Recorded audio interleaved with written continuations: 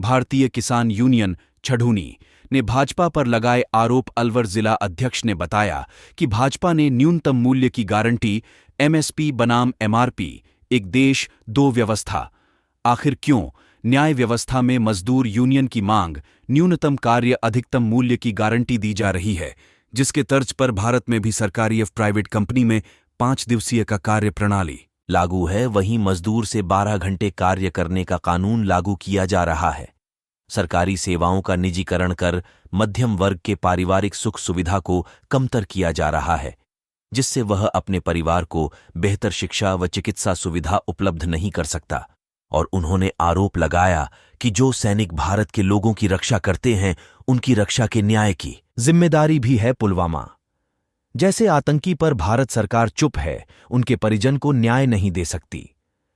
ऐसी सरकार को सत्ता से हटाना हर भारतीय का प्रथम कर्तव्य है।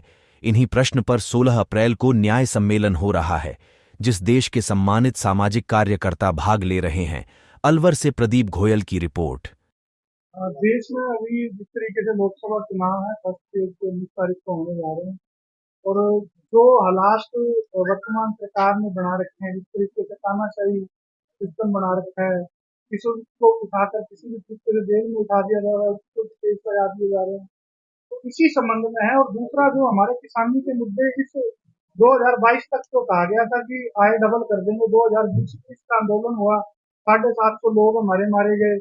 उसके बाद प्रधानमंत्री ने कुछ लिखा तक नहीं, कुछ बोला तक नहीं हमारे लोगों को। और जो हालांकि उस वक्त जो समझौता हुआ था कि जो आंदोलन सस्पेंड किया गया, केस वापसी का था, कुछ केस वापस नहीं हुए। सरकार ने हरियाणा पंजाब में दोबारा से केस भी ओपन कर दिए, और जो नए नए लड़के थे उनको उठाना शुरू कर दिया।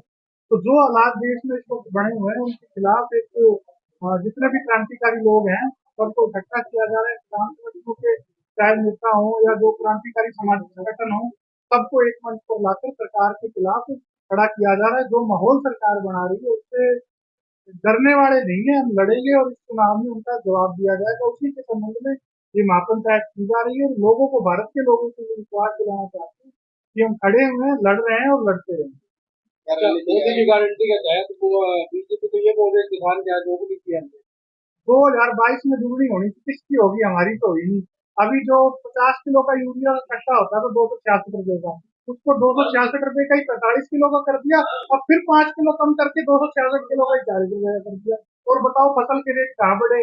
जो कोविड के टाइम में सरसों 8,000 बिक रही थी, उस वजह से बिक रही थी कि पाम ऑयल जो ये थाईलैंड और इंडोनेशिया से मंगा रहे थे। और पाम ऑयल है क्या? वहां के तो पशु भी नहीं खाते पाम ऑयल, और ये वहां से उनको 0% पे जो इम्पोर्ट ड्यूटी है वो घटाकर उसको यहाँ पर मंगा रहे हैं।